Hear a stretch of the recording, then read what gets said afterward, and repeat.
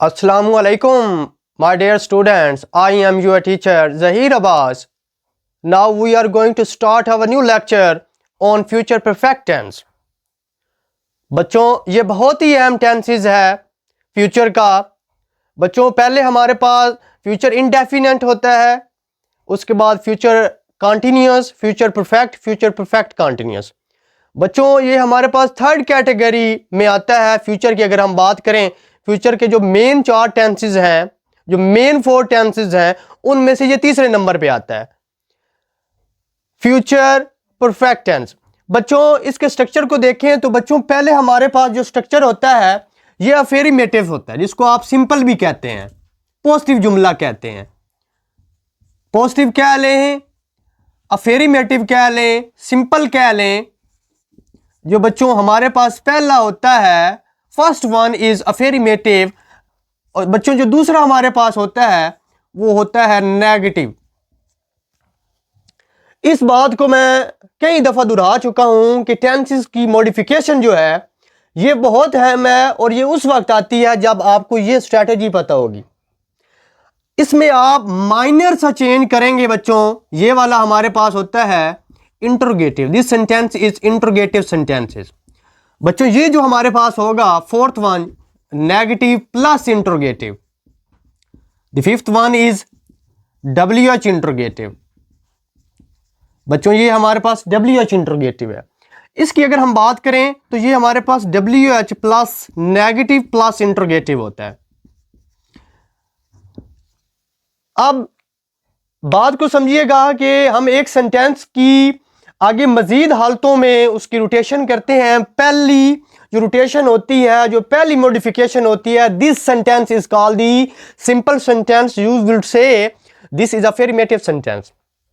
बच्चों ये अफर्मेटिव, ये negative interrogative, negative interrogative, WH interrogative, WH negative interrogative.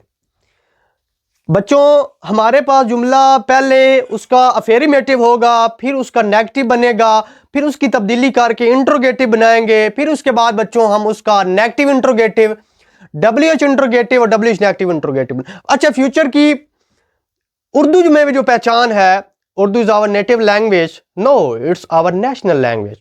Native language तो आई थिंक सो हमारे सब की पंजाबी है, we belong to our Punjab.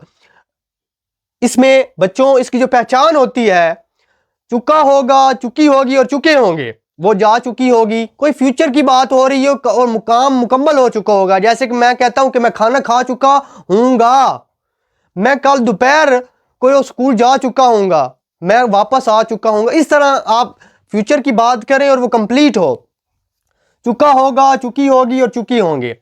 बच्चों स्ट्रक्चर देखिए, पहला हमारे पास अफर्मेटिव का स्ट्रक्चर है, subject plus will have plus verb की थर्ड फॉर्म प्लस सब्जेक्ट है। आगे नॉट लगाएंगे विल के बाद तो नेगेटिव बन जाएगा। WH उठा के शुरू में लेके आएंगे, स्टार्ट में पुट करेंगे तो बच्चों ये हमारे पास बन जाएगा इंट्रोगेटिव।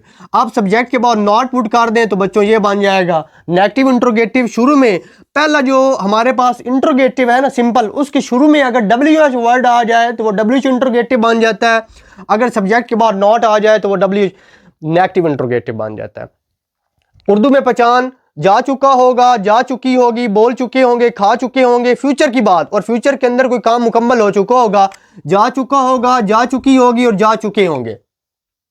अच्छा बच्चों सेंटेंस के शुरू में सब्जेक्ट चाहे सिंगुलर हो प्लूरल हो, नाउन की बात करूं सिंगुलर नाउन और प्लूरल नाउन की, तो आपको पता है कि सिंगुलर के अंदर he, she, it, this, that आते हैं, और प्लूरल के अंदर they, I, we, you, these and those आते हैं, जो मैंने स्ट्रैटेजी बताई थी उसके मुताबिक।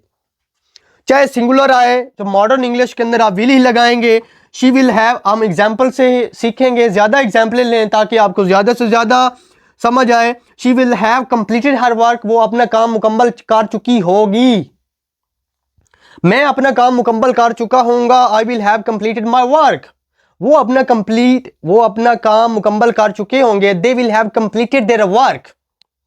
आगे देखिए बच्चों, दे विल हैव फिनिश्ड, वो मुकम्मल कर चुके होंगे।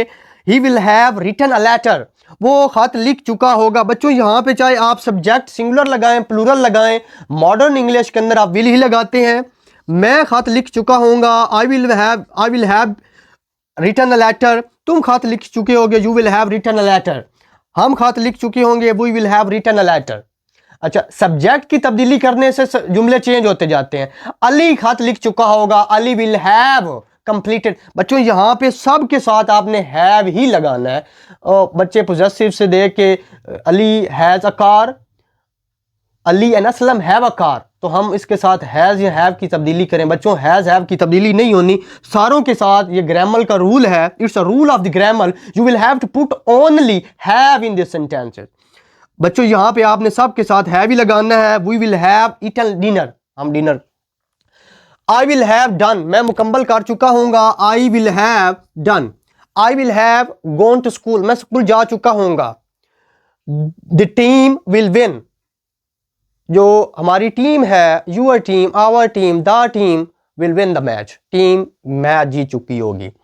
We will have solved the questions, हम सवाल को हल कर चुके होंगे। बच्चों यहाँ पे देखें सब्जेक्ट है, उसके बाद बच्चों आ रहा है विल हैव, और ये सॉल्व्ड वर्ब की थर्ड फॉर्म है और प्लस सब्जेक्ट है। देखिए उस स्ट्रक्चर को लेके उसके अंदर सब्जेक्ट की मॉडिफिकेशन करें। You will have to change the subject if you want to make more and more sentences. You will have to change the form of the verbs, you will change more and more sentences. Then will you change object, sentence will be changed. बच्चों किसी भी चीज को तब्दील करने से नया जुमला बनेगा, तो इस तरह ज्यादा से ज्यादा जुमले बनाएं। देखिए हम क्वेश्चन को हल कर चुके होंगे, we will have solved the question, तुम सवाल को हल कर चुके होगे, you will have solved the question, तुम सवालों को हल कर चुके होगे, you will have solved the questions। तो इस तरह आप Pakistan will have won the match, Pakistan match जीत चुका होगा। India will won the match, India match जीत चुका होगा। Australia will won the match, Australia and Pakistan will won the match. I will have learned, मैं सीख चुका हूंगा। I will learn how to speak in English, मैं सीख चुका हूंगा इंग्लिश में कैसे बात करते हैं। I will have learned how to speak, कैसे बोलते हैं, हाउ टू स्पीक इंग्लिश, मैं सीख चुका हूंगा इंग्लिश कैसे बोलते हैं। बच्चों she will have cooked food, वो खाना पका चुकी होगी। I will have bought it, मैं इसे खरीद चुका हूंगा। You will have bought it, they will have bought it. तो इस तरह आप सब्जेक्ट तब्दील करते जाएं। The sun will have set, the next one you will have earn money, तुम पैसे कमा चुके होगे। बच्चों इसके साथ साथ नेगेटिव जब आपने बनाना है तो आपने विल और हैव के दरमियान, यानी विल के बाद बच्चों आपने नॉट को पुट कर देना है। जब आप विल के बाद नॉट को पुट करेंगे तो ये जुमला आपका अफेरिमेटिव नहीं रहेगा, बल्कि क्या बन जाएगा, नेगेटिव। बच्चों क्या बन जाएगा, नेगेटिव। बात को दोहराता हूं मैं। बच्चों जब अफेरिमेटिव जुमला आपने बना लिया है ना, उसके बाद आपने नेगेटिव बनाना है, तो जरा भी मुश्किल नहीं है। It's not difficult for you, it's a piece of cake. You will have to put only not in the front of will.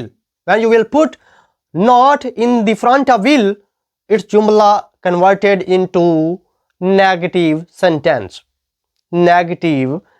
बच्चों जब आप will के बाद not पुट कर दें, जुमला वही रहेगा। सिर्फ आप सब will के बाद not को पुट कर दें तो वो बच्चों नेगेटिव बन जाएगा।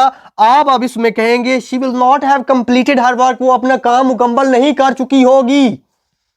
पहले तो आप कह रहे थे ना कि वो अपना काम मुकम्मल कर चुकी होगी, अब बच्चों आप कहेंगे you will not have completed your work, तुम अपना काम मुकम्मल नहीं कर चुके होंगे। तो इस तरह अब नेगेटिव की तरफ जाएंगे। they will not have finished, वो नहीं मुकम्मल कर चुके होंगे।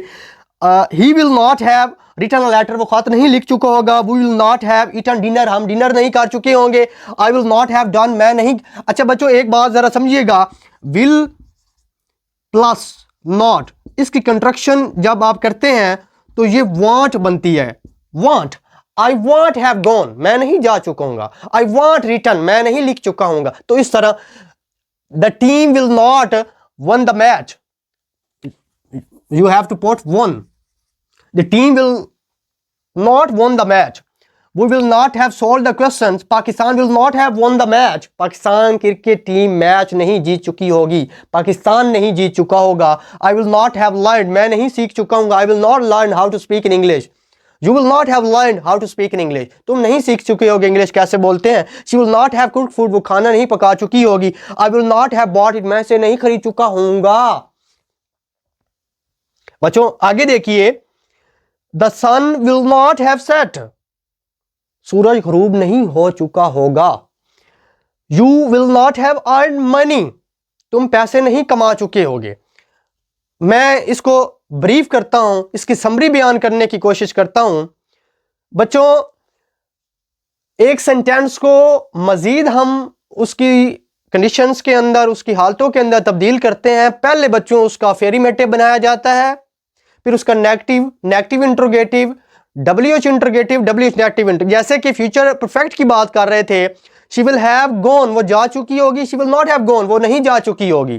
फ्यूचर की बात, मैं लिख चुका हूँ. I will have written. You will not have written, तुम नहीं लिख चुके होगे. मैं बोल चुका हूँ. I will have spoken. I will not have spoken, मैं नहीं बोल चुका हूँ. आई विल हैव गॉन, मैं जा चुका हूँ. I will not have gone. You will have gone, तुम जा चुके होगे. You will not. बच्चों मैं पहले जो है उसका अफेर्मेटिव बना रहा हूं, फिर उसका क्या बनाता हूं, नेगेटिव. वो कैसे, मैं सिर्फ और सिर्फ विल के बाद बच्चों नॉट लगा देता हूं. तो ये जो रोटेशन है ये आपको जरूर सीखनी चाहिए. अगर आप ये सीखते हैं तो आपके लिए तमाम के तमाम टेंसेस आसान हो जाएंगे. और इससे पहले जो मैंने लेक्चर्स दिए हैं उनको देखें, उसके अंदर भी मैंने इसी चीज को बयान करने की कोशिश की है ताकि आपके लिए जो टेंसेस हैं वो आसान हो जाएं.